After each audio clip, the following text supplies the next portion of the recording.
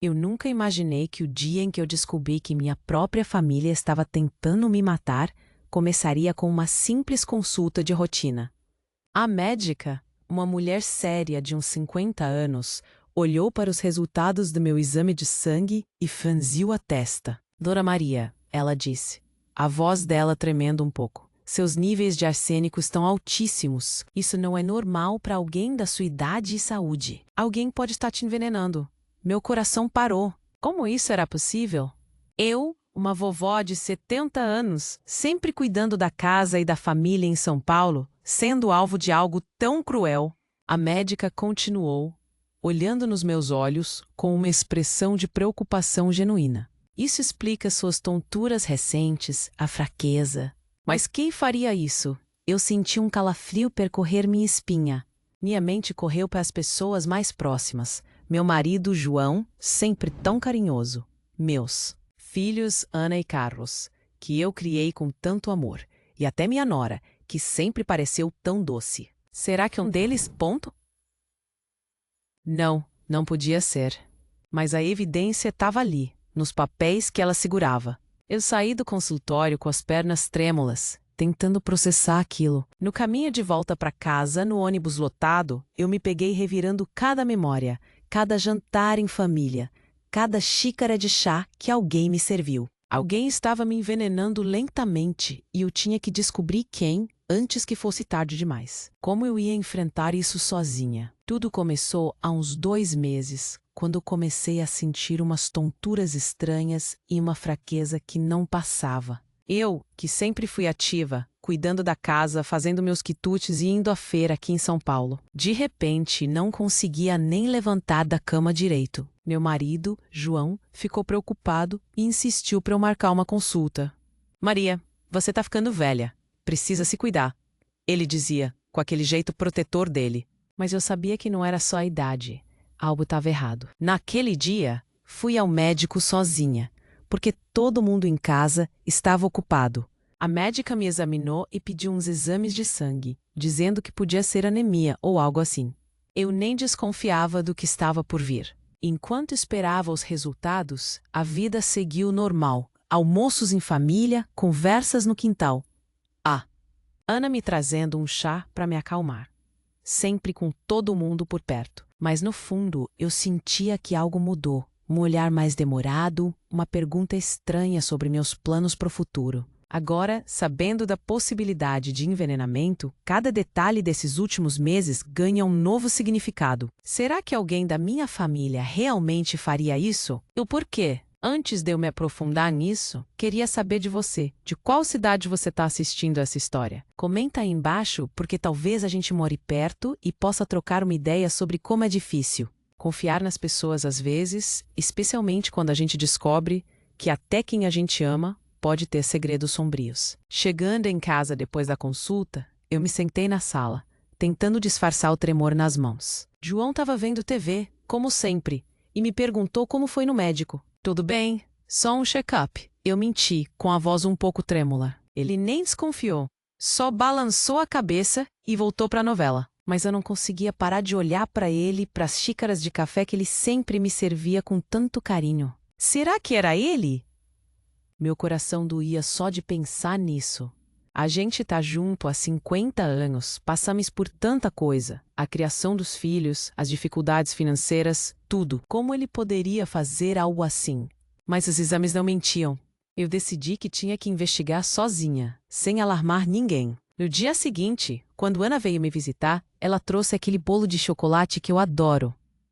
Mãe, você tá precisando se animar, ela disse com um sorriso doce. Eu aceitei, mas guardei um pedaço escondido, pensando em levar para fazer um teste, se possível. Ela ficou um tempão conversando comigo, perguntando sobre a consulta, se eu tinha feito todos os exames.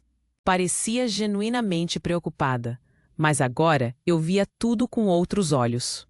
Será que era interesse no meu dinheiro? Eu tenho uma aposentadoria boa e uma casinha humilde aqui no interior de São Paulo, que sempre disse que ia deixar para eles. Mas Ana nunca demonstrou ganância. Ou será que eu não percebi? Enquanto isso, Carlos, meu filho mais novo, ligou para saber como eu estava. Ele mora em outra cidade, mas sempre foi muito presente. Na conversa, ele soltou sem querer que tinha discutido com o João sobre uns negócios da família. Fiquei curiosa, mas não perguntei mais. Aos poucos, fui notando pequenas coisas, sumiço de alguns remédios da minha bolsa, mudanças na comida que eu comia sozinha.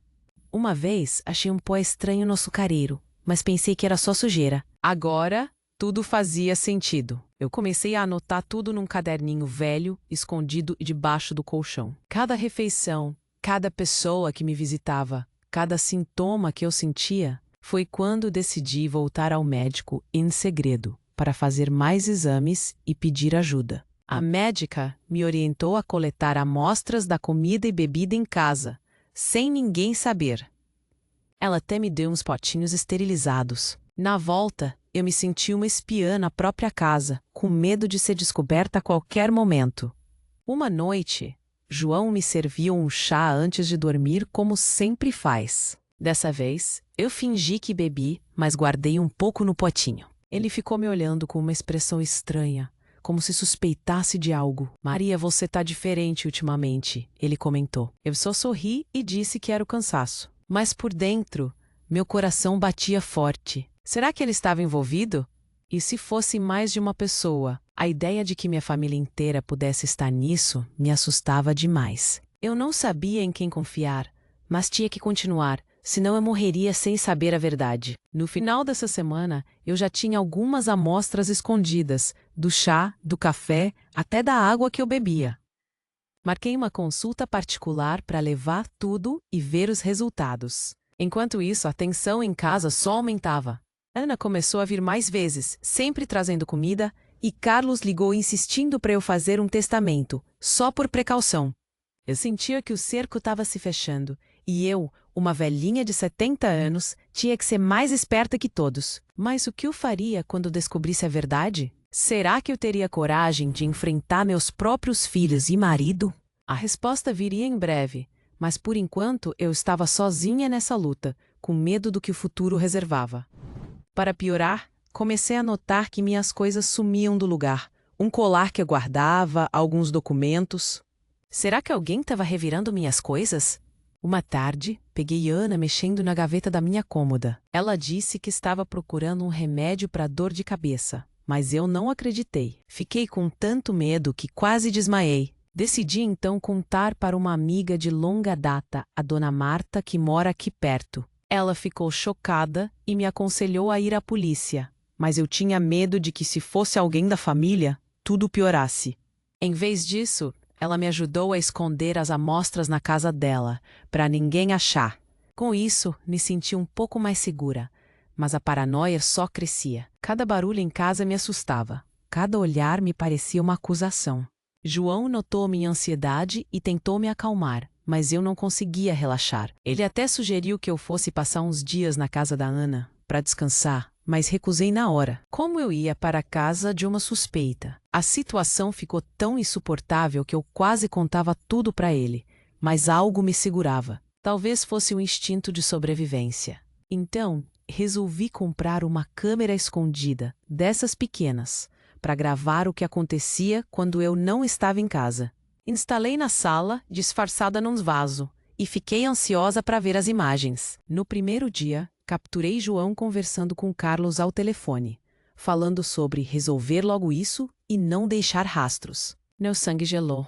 O que era isso? Será que eles estavam planejando algo pior? Eu precisava agir rápido, antes que fosse tarde. Mas como? Sem provas concretas. A espera pelos resultados dos exames era agonizante e eu mal conseguia dormir à noite, imaginando o pior. No fundo, eu só queria entender por que minha família faria isso comigo. O amor que eu sempre dei não era suficiente? Essas perguntas martelavam na minha cabeça e eu sabia que, em breve, teria que encarar a dura realidade, não importa o quão dolorosa fosse. Os dias seguintes foram os mais angustiantes da minha vida. Cada minuto em casa parecia uma eternidade, comigo fingindo normalidade enquanto meu mundo desmoronava por dentro. A câmera escondida no vaso da sala virou minha única aliada, e eu revisava as gravações sempre que tinha um momento sozinha. Naquela conversa entre João e Carlos, eles falavam em resolver isso de forma tão natural como se estivessem planejando um churrasco de família, não a minha morte. Meu estômago embrulhava só de pensar. Decidi que precisava de mais evidências antes de qualquer ação drástica. Comecei a prestar atenção em detalhes que antes passavam despercebidos. O jeito como Ana sempre insistia para eu beber aquele chá de camomila que ela trazia, dizendo que era calmante. Ou como João me observava atentamente depois das refeições, como se esperasse uma reação. Uma vez, ele me perguntou se eu estava sentindo algo diferente depois do almoço, e eu quase soltei a verdade, mas me contive. Só um cansaço normal, respondi, evitando o olhar dele. A tensão estava me consumindo, e minhas noites viraram um inferno de insônia e pesadelos.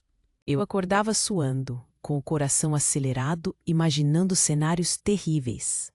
Será que eu estava exagerando? Talvez fosse só paranoia de uma velha. Mas os exames não mentiam. Lembrei da médica dizendo que o arsênico era acumulativo e que pequenas doses ao longo do tempo podiam ser fatais. Isso explicava por que eu não caí morta de uma vez. Alguém estava sendo cuidadoso, paciente, como se eu fosse um projeto de longo prazo. A ideia me deixou com mais raiva do que medo. Como alguém que eu amei a vida toda podia ser tão cruel? Foi quando resolvi arriscar mais. Na próxima vez que Ana veio, eu deixei ela preparar o chá sozinha na cozinha, dizendo que estava com dor nas costas e não conseguia me levantar. Fiquei de olho pela fresta da porta e vi ela acrescentando algo de um saquinho plástico na xícara antes de servir. Meu coração quase saiu pela boca. Era isso. A prova que eu precisava, mas eu não podia confrontá-la ainda. Se ela soubesse que eu desconfiava, poderia acelerar o plano ou envolver os outros. Em vez disso, fingi que bebi o chá e guardei a xícara suja para tentar coletar resíduos depois. Ana ficou me observando com aquele sorriso doce, perguntando se eu estava me sentindo melhor. Sim, muito obrigada, filha, eu disse, com a voz trêmula. Ela saiu satisfeita e eu fiquei sozinha, tremendo de indignação. Agora eu tinha quase certeza de que ela estava envolvida, mas e os outros? João e Carlos? A gravação da câmera não mostrava tudo. Decidi então expandir minha investigação. Comprei mais uma câmera menor e coloquei na cozinha, perto do armário de temperos. Também comecei a anotar horários e comportamentos no meu caderninho. Quando cada um chegava em casa, o que comiam, se tocavam na minha comida. Percebi que Carlos, que mora longe, sempre ligava nos fins de semana e pedia para falar com João em particular. Nas conversas, eu ouvia pedaços como "precisamos do dinheiro logo" ou "ela não pode saber". Dinheiro? Será que era por causa da minha aposentadoria ou da casa? Eu sempre fui aberta sobre minhas finanças, mas talvez eles achassem que eu guardava mais do que dizia. A casa, por exemplo, é simples, mas vale uma grana por estar num bairro que valorizou aqui em São Paulo. Essas suspeitas me deixaram mais determinada. Uma tarde, João saiu para resolver uns papéis e eu aproveitei para revistar o quarto dele. Minhas mãos suavam enquanto abria gavetas e procurava por algo. Não sabia bem o que. Foi quando encontrei um frasco de remédio escondido atrás de uns documentos velhos. Era um frasco sem rótulo, com um pó branco dentro. Meu coração disparou. Será que era arsênico? Eu peguei um pouco com cuidado, usando luvas que tinha comprado para isso, e guardei numa sacola plástica para levar ao médico. Naquele momento, ouvi a porta da frente abrindo. Era João voltando mais cedo. Eu quase infartei, mas consegui esconder a sacola na bolsa a tempo. Ele entrou no quarto e me viu sentada na cama, fingindo ler um livro. "O que você está fazendo aí, Maria?" Ele perguntou com uma voz estranha. "Só descansando, querido", eu respondi, tentando parecer calma. Ele ficou me encarando por um instante, como se soubesse de algo. Mas depois foi para a cozinha. Eu respirei aliviada, mas sabia que o perigo estava cada vez mais perto. Com essas novas evidências, marquei outra consulta urgente com a médica. Dessa vez, levei as amostras do chá, do pó que encontrei, e contei tudo o que tinha descoberto. Ela ficou horrorizada e me aconselhou a ir à polícia imediatamente, mas eu ainda resistia. "Dona Maria, isso é muito sério", ela disse, com os olhos cheios de preocupação. "Se não agir logo, pode ser tarde." Eu prometi que pensaria, mas no fundo, tinha medo do quê? aconteceria se envolvesse a polícia? Poderia destruir minha família para sempre, mesmo que alguns fossem inocentes. Na volta para casa, no ônibus, eu refleti sobre tudo. Talvez eu estivesse sendo ingênuo em acreditar que alguém podia ser inocente. Afinal, as evidências apontavam para vários. Quando cheguei, a casa estava silenciosa, mas senti uma atmosfera pesada, como se algo grande estivesse prestes a acontecer. John me recebeu com um abraço apertado, algo que ele não fazia há tempos. Maria, a gente precisa conversar, ele disse, sério. Meu sangue gelou. Será que ele ia confessar? Ou pior, será que ia me matar ali mesmo? Eu não sabia, mas sabia que não podia fugir mais. A verdade estava vindo à tona e eu teria que encarar de frente, não importa o custo. Quando João disse que precisávamos conversar, meu corpo inteiro congelou. Eu me sentei na sala, tentando manter a respiração calma, enquanto ele puxava uma cadeira e se sentou na minha frente. Maria, ele começou, com uma voz mais suave do que eu esperava. Eu sei que você tem andado diferente, e eu quero que você saiba que eu te amo muito. Meu coração acelerou. Será que isso era um prelúdio para uma confissão? Mas então ele continuou. Eu andei pensando, talvez a gente deva vender a casa e ir morar num lugar menor, mais tranquilo. Você não acha? Eu quase caí da cadeira de surpresa. Vender a casa? Isso não fazia sentido, a menos que isso. Será que era uma maneira de acelerar o plano para ficar com o dinheiro? Eu engoli seco e respondi, tentando disfarçar meu nervosismo. João, a gente mora aqui há 40 anos. Por que vender agora? Ele olhou para baixo, como se estivesse envergonhado e disse, é que eu ando com uns problemas financeiros. E a Ana e o Carlos também. A gente está precisando de dinheiro e essa casa vale bastante. Aquilo confirmou minhas suspeitas sobre o motivo, mas ainda não provava o envenenamento. Eu decidi arriscar e perguntar diretamente. E por que você não me contou antes? Por que esconder isso de mim? Ele ficou quieto por um momento, e então soltou. Porque eu tinha medo de você se preocupar, Maria. Você já está doente, não queria piorar. Doente? Como ele sabia que eu estava doente se eu nunca falei dos exames? A menos que ele soubesse do envenenamento. Minha mente fervilhava, mas eu mantive a calma e disse, João, eu não tô tão doente assim. Só umas tonturas, nada grave. Ele me olhou fixamente, e eu vi uma sombra de dúvida nos olhos dele. Em certeza? Ele perguntou, por que a Ana me disse que você tá muito fraca, que talvez precise de cuidados especiais? A Ana de novo. Ela estava claramente manipulando a situação. Naquele momento, o telefone tocou, e era Carlos. João atendeu, e eu ouvi ele dizer, ela tá aqui, a gente tá conversando sobre isso. Sim, eu sei, mas tem que ser cuidadoso. Quando ele desligou, eu senti que precisava sair dali. João, eu vou dar uma volta. Preciso de ar, eu disse, me levantando. Ele não tentou me impedir, mas me olhou com uma expressão que eu nem consegui decifrar. Era preocupação ou era culpa? Saí de casa e fui direto para a casa da dona Marta. Precisava desabafar e pensar no que fazer. Quando cheguei lá, contei tudo para ela, e ela ficou ainda mais chocada.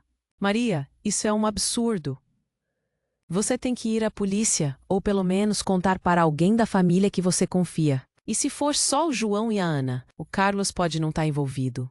Ela tinha razão. Mas como eu ia saber? Decidi então ligar para Carlos, para tentar sondar ele. Quando ele atendeu, eu disse que estava me sentindo muito mal e precisava de ajuda. Ele pareceu genuinamente preocupado. Mãe, o que aconteceu? Eu vou aí agora mesmo.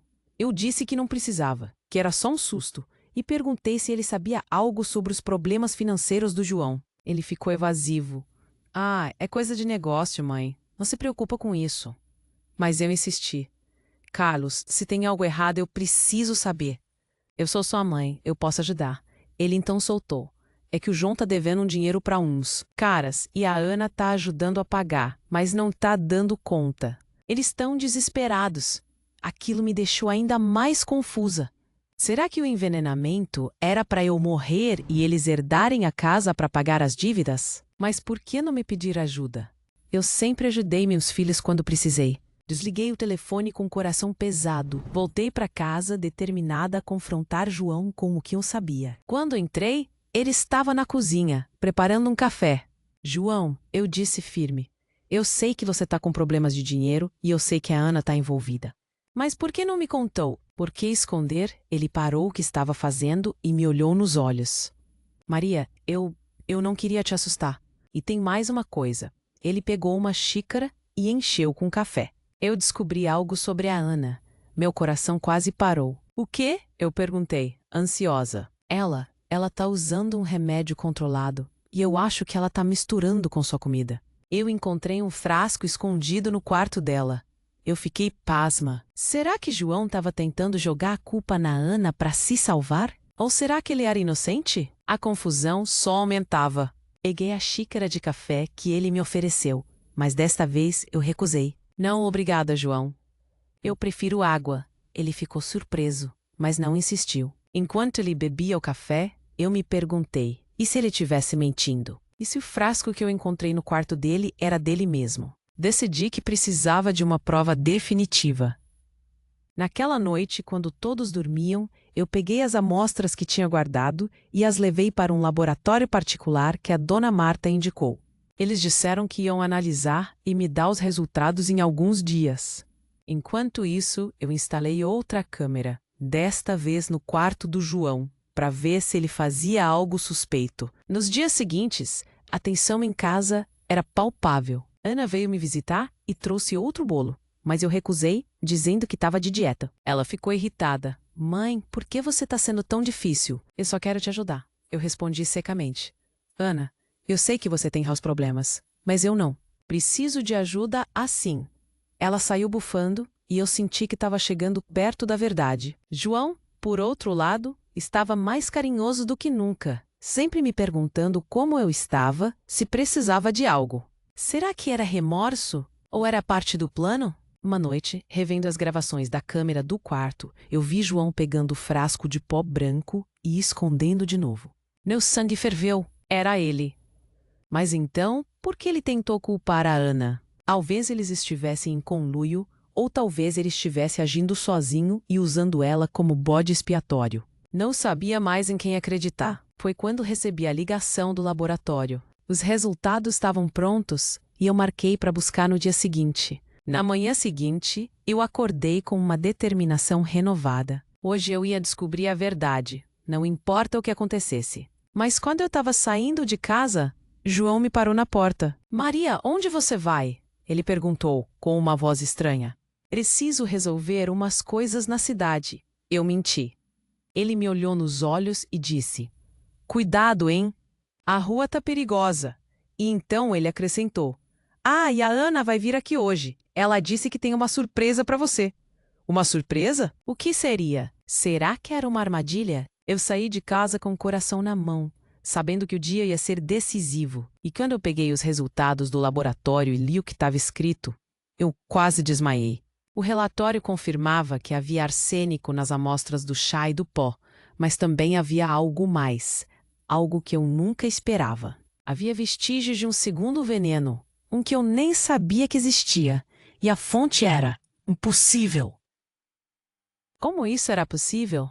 Quem mais estava envolvido? A verdade era ainda mais sombria do que eu imaginava, e eu sabia que a partir daquele momento nada mais seria como antes. Com os resultados do laboratório tremendo nas minhas mãos, eu sentei num banco de praça e tentei processar o que estava lendo. Além do arsênico, havia traços de cianeto, um veneno muito mais rápido e letal. Mas o que me deixou em choque foi a origem. Segundo o laudo, parte do veneno vinha de plantas comuns do nosso jardim que alguém estava extraindo e concentrando. Como isso era possível? Quem na minha família teria conhecimento para fazer algo assim? Minha mente correu para Carlos, que sempre foi bom com plantas e até fez um curso de jardinagem anos atrás. Será que ele estava por trás disso tudo? Mas por que ele faria isso morando longe? A confusão só aumentava, e eu senti uma onda de desespero. Precisava de ajuda, mas a quem recorrer? Lembrei da médica e decidi ligar para ela imediatamente. Expliquei os novos resultados e ela ficou ainda mais alarmada. Dona Maria, isso é muito grave. Cianeto age rápido. Se não parar agora, você pode morrer em questão de dias. Você tem que ir à polícia ou pelo menos se afastar dessa casa. Eu prometi que faria algo, mas desliguei sem saber por onde começar. Voltei para casa devagar, com medo do que encontraria. Quando cheguei, João estava na sala e Ana havia chegado mais cedo, como ele tinha avisado. Ela veio correndo me abraçar, com um sorriso largo. Mãe, tem uma surpresa. Eu consegui um emprego novo e vamos comemorar com um jantar especial hoje. Ela parecia tão genuína, mas eu não conseguia esquecer o que tinha visto no laboratório. Será que essa surpresa era uma distração para algo pior? Aceitei o abraço, mas por dentro estava gelada. No jantar, Ana insistiu para eu provar um prato novo que ela tinha feito. Uma torta de legumes, que ela disse ser saudável. Eu comi um pedaço pequeno, fingindo gostar, mas guardei um pouco escondido para testar depois. Durante a refeição, notei que João e Ana trocavam olhares estranhos, como se estivessem se comunicando sem palavras. Carlos ligou no meio do jantar e Ana atendeu, dizendo que tudo estava indo conforme o planejado. Meu estômago embrulhou. O que estava sendo planejado? Será que era minha morte? Depois do jantar, me retirei para o quarto, dizendo que estava cansada. Lá, peguei meu caderninho e anotei tudo. A surpresa de Ana, a torta, os olhares. Decidi que não podia mais esperar. Tinha que confrontar alguém. Escolhi Carlos, já que ele era o mais distante e talvez menos envolvido. Liguei para ele e direto perguntei: Carlos, você sabe algo sobre veneno no jardim daqui? Ele ficou em silêncio por um instante e então respondeu, com a voz trêmula: Mãe, como você sabe disso? Eu não queria, mas o João me obrigou. Ele disse que a gente precisava do dinheiro da herança e que a Ana estava ajudando. Meu coração parou. Então era verdade, todos estavam envolvidos. Mas por que Carlos, que sempre foi o mais dócil? Ele explicou, quase chorando, que João tinha ameaçado contar um segredo dele se ele não cooperasse. Que segredo? Eu perguntei chocada. Eu devo dinheiro para uns agiotas, mãe. Muito dinheiro. E o João descobriu e usou isso contra mim. Aquilo explicava a pressa, mas não justificava tentar me matar. Desliguei, sentindo uma mistura de raiva e tristeza. Agora eu tinha confirmação de que João era o líder, com Ana como cúmplice e Carlos coagido. Mas o que fazer? Se eu confrontasse João, ele poderia agir violentamente. Lembrei das câmeras. Talvez eu tivesse provas suficientes para a polícia. Fui ver as gravações mais recentes e capturei João e Ana conversando na cozinha, com ele dizendo: tem que ser hoje, antes que ela desconfie mais. E Ana respondendo: certo, eu coloco no chá dela antes de dormir. Era hoje. Eles iam tentar me matar. Meu sangue gelou. Eu não podia ficar ali. Rapidamente, peguei minhas coisas importantes e as amostras e decidi ir para a casa da Dona Marta. Mas quando abri a porta do quarto, João estava lá, bloqueando a saída. Onde você vai, Maria? Ele perguntou, com uma voz fria que eu nunca tinha ouvido. Preciso ir ao banheiro, eu menti, tentando parecer calma. Ele não saiu do caminho. Acho melhor a gente conversar agora. Sente aqui. Ele apontou para a cama e eu vi algo brilhando na mão dele. Era uma faca pequena. Meu coração disparou. Era agora ou nunca. Eu gritei por ajuda, esperando que alguém ouvisse. Mas a casa estava silenciosa. João avançou em minha direção. E eu, instintivamente, joguei uma xícara que estava na mesa, acertando no rosto. Ele recuou, surpreso, e eu corri para a porta, gritando por socorro. Do lado de fora, ouvi barulho de carro. Era a Dona Marta, que eu tinha ligado mais cedo pedindo ajuda. Ela chegou com um vizinho, e João, ao ver que não estava sozinho, fugiu pela porta dos fundos. Ana, que estava na cozinha, tentou me impedir, mas o vizinho a segurou. Eu estava tremendo, mas salva. Chamei a polícia, e quando eles chegaram, mostrei todas as provas.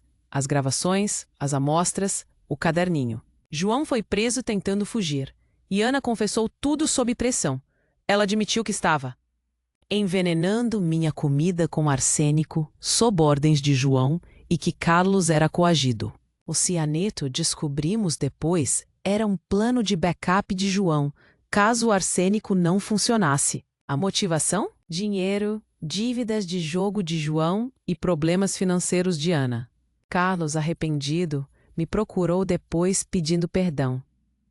Eu o perdoei, mas sabia que nada seria como antes. Agora eu estava sozinha, com a casa vazia e o coração partido. Mas pelo menos eu estava viva, e a verdade tinha vindo à tona. E enquanto eu reconstruía minha vida, uma pergunta ainda ecoava na minha mente.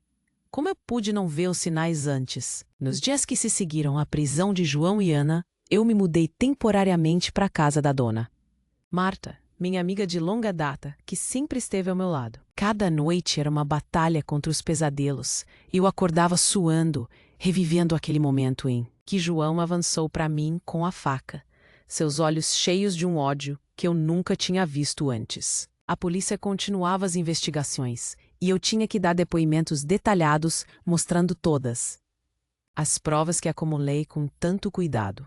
As gravações das câmeras escondidas, as amostras de comida e bebida com arsênico e cianeto, e meu caderninho de anotações onde registrei cada suspeita. Foi doloroso reviver tudo, mas necessário para garantir que a justiça fosse feita. Carlos me visitou regularmente, com os olhos vermelhos de tanto chorar. Ele me abraçou e disse com a voz trêmula: "Mãe, eu sinto muito.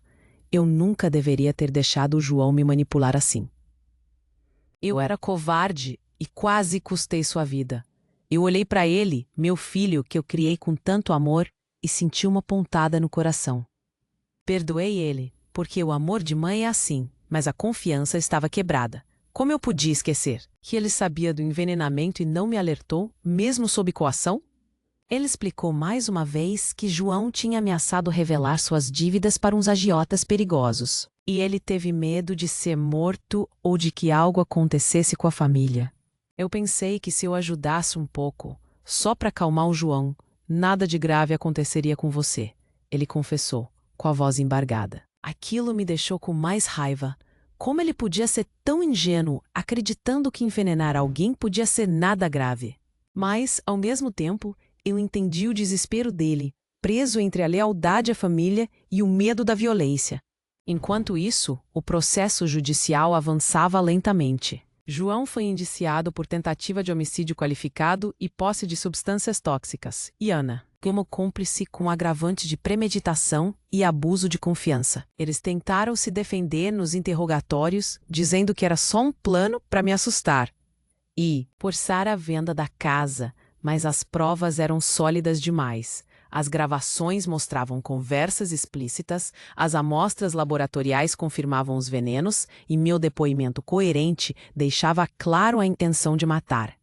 O juiz decretou a prisão preventiva deles, sem direito à fiança, e eu me senti um pouco mais segura, mas a sensação de traição ainda doía como uma facada no peito. Voltei para minha casa depois de algumas semanas, com a dona Marta me acompanhando para me apoiar nos primeiros dias. Entrar naquela casa vazia foi aterrorizante. Cada canto me lembrava das mentiras, dos jantares em família que era uma farsa e do perigo que eu vivi. A primeira coisa que fiz foi uma limpeza geral, jogando fora toda a comida suspeita, lavando cada utensílio e removendo as plantas do jardim que eram a fonte do cianeto, segundo a investigação. Contratei um especialista em toxicologia para verificar se não havia mais veneno escondido em cantos escondidos, e ele confirmou que a casa estava segura agora, mas recomendou que eu fizesse uma reforma para mudar o ambiente e ajudar a superar o trauma. A solidão, porém, era esmagadora.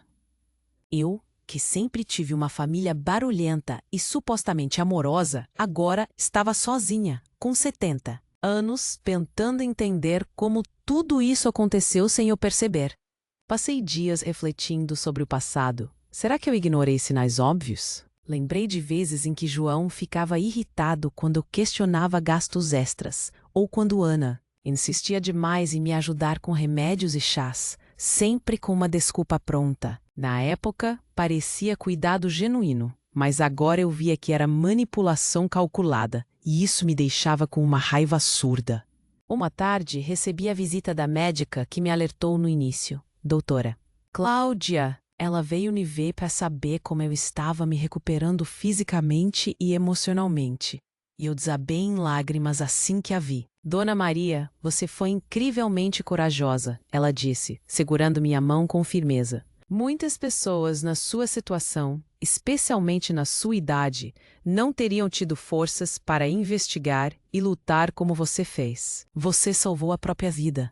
Suas palavras me confortaram profundamente, mas eu ainda me perguntava, por que eu? Por que minha própria família faria isso? Ela me sugeriu fazer terapia regular para lidar com trauma e ansiedade. E eu aceitei na hora. Precisava falar sobre isso com um profissional que pudesse me ajudar a processar tudo e seguir em frente sem carregar tanto peso.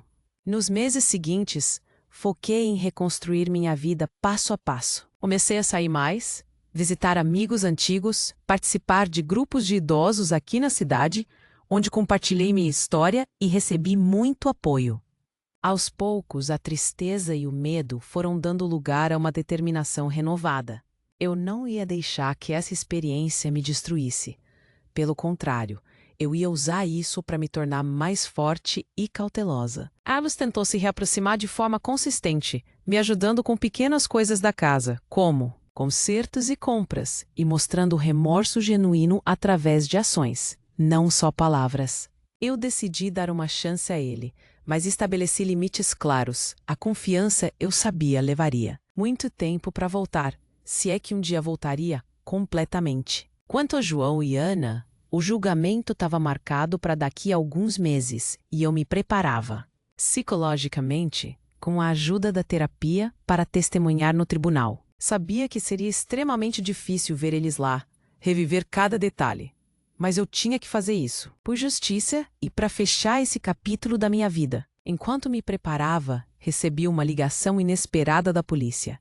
Eles tinham descoberto, através de depoimentos e rastreamento, que João tinha um cúmplice externo, alguém que fornecia os venenos e dava instruções. Meu coração disparou ao ouvir isso. Será que havia mais pessoas envolvidas, alguém de fora da família que eu nem desconfiava? A investigação continuava, e eu prometi cooperar com tudo, mas isso me deixou com uma inquietação nova.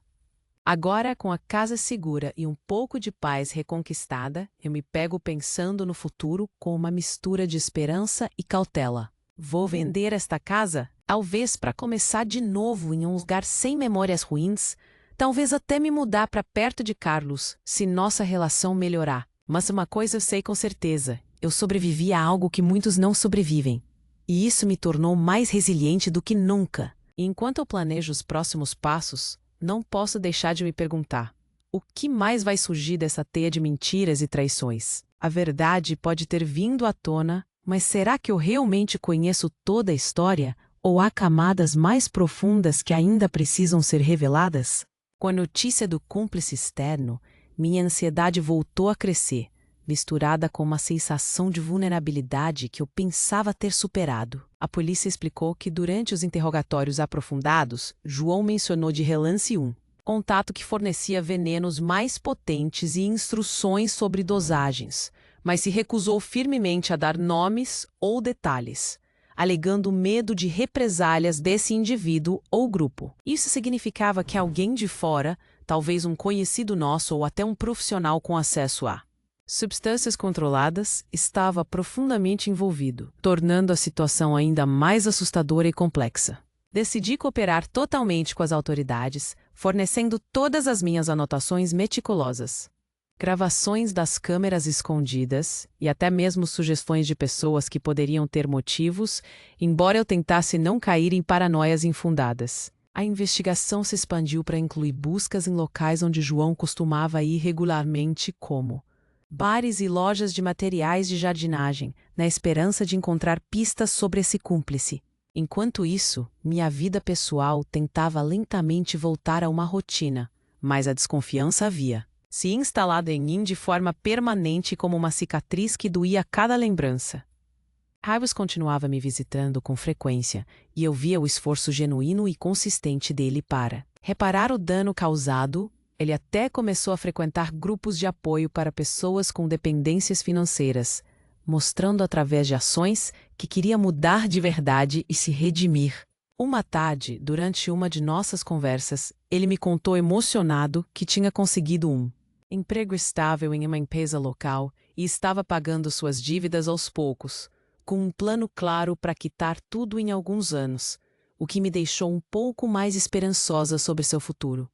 No entanto, cada gesto de carinho ou ajuda dele era acompanhado por uma voz interior que questionava incessantemente se não era outra manipulação sutil, um resquício do trauma que eu carregava. A terapia semanal me ajudava enormemente a lidar com esses pensamentos intrusivos, mas era um processo lento e doloroso, cheio de altos e baixos emocionais. O julgamento de João e Ana se aproximava rapidamente, e eu me preparava mental e emocionalmente para o que prometia ser um dos dias mais difíceis e decisivos da minha vida. A advogada designada para me assistir me orientou detalhadamente sobre o que esperar no tribunal. A sequência de testemunhas, a apresentação das provas físicas e digitais e a possibilidade agonizante de ver João e Ana tentando se justificar com alegações falsas. Eu sabia que teria que reviver cada detalhe traumaticamente público, desde as primeiras tonturas até o confronto final, e isso me dava calafrio só de imaginar. Para me fortalecer e encontrar algum sentido nessa jornada, comecei a me envolver mais ativamente com a comunidade local. Participei de um grupo de artesanato, onde fiz novas amizades e até aceitei dar uma entrevista anônima para um programa de rádio popular sobre segurança e saúde na terceira idade, compartilhando partes da minha história para alertar outros sobre os sinais de abuso e envenenamento. As respostas dos ouvintes foram overwhelming e positivas. Muitas pessoas me agradeceram por levantar a questão e compartilharam suas próprias experiências, o que me deu um senso renovado de propósito e conexão. No entanto, a sombra persistente do cúmplice externo continuava a pairar sobre mim, alimentando noites de insônia. A polícia me manteve razoavelmente informada sobre os progressos, e eles suspeitavam que fosse alguém com conhecimento especializado em química ou farmácia, dada a sofisticação na extração e combinação dos venenos. Isso me fez pensar febrilmente em pessoas do nosso passado distante. Será que algum antigo? Conhecido como um ex-vizinho que sempre demonstrou interesse incomum em plantas tóxicas. Guardava algum rancor obscuro? Mas eu tentava racionalizar que isso provavelmente era paranoia minha, exacerbada pelo trauma. Para me distrair e avançar com minha vida, decidi finalmente iniciar o processo de venda da casa. Era um passo emocionalmente difícil, mas necessário para cortar definitivamente os laços com as memórias opressivas e recomeçar em um ambiente neutro. Contratei um corretor de imóveis de confiança e comecei a organizar meticulosamente meus pertences, doando itens que não precisava para instituições de caridade e guardando cuidadosamente as poucas lembranças positivas que ainda valiam a pena. Carlos me ajudou nesse processo exaustivo e foi durante uma dessas sessões de arrumação no sótão que encontramos por acaso uma caixa velha e empoeirada, cheia de fotos antigas da família de décadas atrás.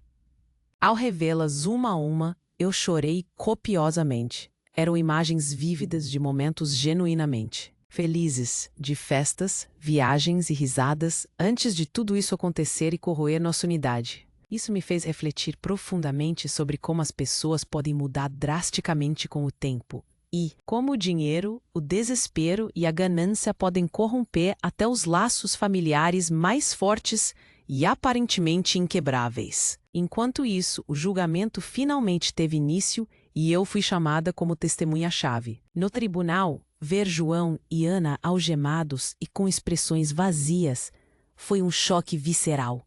Eles pareciam irreconhecíveis, como sombras daqueles que eu um dia amei. Quando subi ao banco das testemunhas, minha voz tremia inicialmente, mas eu consegui relatar tudo, com clareza e firmeza, graças ao apoio contínuo da terapia e ao ensaio mental que fiz. João tentou me intimidar com olhares penetrantes e ameaçadores, mas eu me mantive firme, lembrando constantemente que eu era a vítima aqui, não eles, e que a verdade precisava prevalecer. O promotor apresentou as provas de forma contundente e organizada, destacando a premeditação e a crueldade dos atos, e o juiz parecia claramente impressionado com a gravidade e a complexidade do caso. Após meu depoimento emocionalmente drenante, senti um alívio imenso e catártico, como se um peso colossal tivesse sido finalmente tirado dos meus ombros. Fora do tribunal, repórteres e curiosos tentaram me abordar para entrevistas, mas eu recusei. Educadamente, queria e precisava de privacidade para processar tudo isso longe dos holofotes.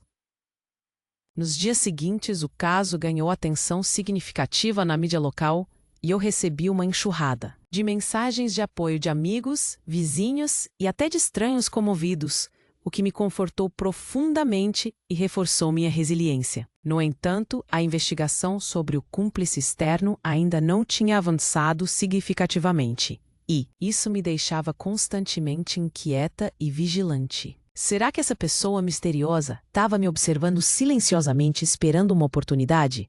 A polícia me assegurou repetidamente que estava tomando todas as medidas possíveis para minha segurança, incluindo patrulhas regulares na minha área, mas eu sabia no fundo que a verdade completa ainda não tinha vindo totalmente à tona. Com a casa oficialmente à venda e anúncios já circulando, eu comecei a procurar ativamente um novo lugar para morar, considerando talvez um apartamento compacto e um condomínio fechado e seguro, onde eu pudesse recomeçar do zero com mais tranquilidade. Carlos me acompanhou em algumas visitas a imóveis, e nossa relação aos poucos foi se curando. Através desses gestos práticos, embora eu soubesse realisticamente que levaria anos, se não forever, para a confiança voltar a ser o que era antes. Uma noite, durante um jantar tranquilo, ele me confessou que estava em terapia também, para lidar com a culpa esmagadora e os transtornos que isso causou. E isso me mostrou de forma tangível que ele realmente queria mudar e evoluir como pessoa. Enquanto eu planejava meticulosamente o futuro, não podia deixar de me perguntar incessantemente o que mais iria surgir dessa teia. Será que o cúmplice seria finalmente identificado e traria novas revelações chocantes? E se houvesse mais segredos obscuros escondidos nas entrelinhas dessa história? A jornada para a cura e a paz interior estava apenas começando, e eu sabia, no fundo do meu ser, que não importa o que o futuro reservasse, eu tinha desenvolvido uma força interior inabalável para enfrentar qualquer desafio que viesse pela frente. O julgamento de João e Ana finalmente chegou ao seu desfecho, com ambos sendo condenados a longas penas de prisão por tentativa de homicídio qualificado, agravado pelo uso de venenos e pelo abuso de confiança familiar. A justiça foi feita, mas o vazio dentro de mim ainda era profundo, como se uma parte de mim tivesse sido arrancada junto com aqueles que eu um dia amei. Nos meses que se seguiram, concentrei minhas energias em seguir em frente, um dia de cada vez. Vendi a casa que carregava tantas memórias amargas e tantos segredos sombrios, e me mudei para um apartamento aconchegante num condomínio fechado e seguro aqui em São Paulo, onde pude recomeçar do zero, longe dos fantasmas do passado. Carlos continuou ao meu lado de forma consistente, e nossa relação lentamente se reconstruiu. Através de gestos simples e honestos, ele se manteve firme na terapia, enfrentou suas dívidas com coragem, pagou tudo aos poucos e até começou a poupar para o futuro, mostrando uma maturidade e responsabilidade que eu nunca tinha visto nele antes. Apesar disso, a desconfiança ainda surgia em momentos de fraqueza, especialmente nas noites mais solitárias, quando os pesadelos me visitavam, mas a terapia contínua me ensinou a reconhecer esses pensamentos intrusivos, sem me deixar dominar por eles, e aos poucos fui encontrando o equilíbrio emocional que eu pensava ter perdido para sempre. Quanto ao cúmplice externo, a polícia eventualmente fechou o caso sem conclusões definitivas. Eles suspeitaram fortemente de um ex-colega de João que tinha conhecimentos avançados em química e acesso a laboratórios. Mas as provas eram insuficientes para uma acusação formal. E eu tive que aprender a viver com esse mistério insolúvel, focando no que eu podia controlar: minha saúde física, recuperada através de tratamentos e acompanhamento médico regular, e minha paz interior, cultivada em terapias, grupos de apoio e novas amizades que fiz nessa fase da vida. Hoje olho para trás e vejo claramente como essa experiência traumática me transformou profundamente de uma vovó ingênua e confiante para uma mulher mais forte, resiliente e cautelosa, mas que ainda guarda no coração a capacidade de amar, perdoar e encontrar alegria nas pequenas coisas, como um café com amigos ou um passeio no parque. E se há uma lição que levo disso tudo, é que a verdade, por mais dolorosa e assustadora que seja, sempre vale a pena ser buscada, porque só ela pode nos libertar das correntes da mentira e nos dar a chance de recomeçar com integridade. Agora quero saber de você, que acompanhou cada passo dessa jornada intensa. O que achou dessa história? Deixe seu like se ela te emocionou ou fez refletir. Comenta embaixo com suas próprias experiências, de superação ou conselhos para momentos difíceis. E não se esqueça de se inscrever no canal para não perder os próximos relatos inspiradores. Juntos, podemos construir uma comunidade de apoio onde compartilhamos forças e inspiramos uns aos outros a nunca desistir. Não importa o quão escuro ou difícil o caminho pareça, porque no final, a esperança e a coragem sempre prevalecem.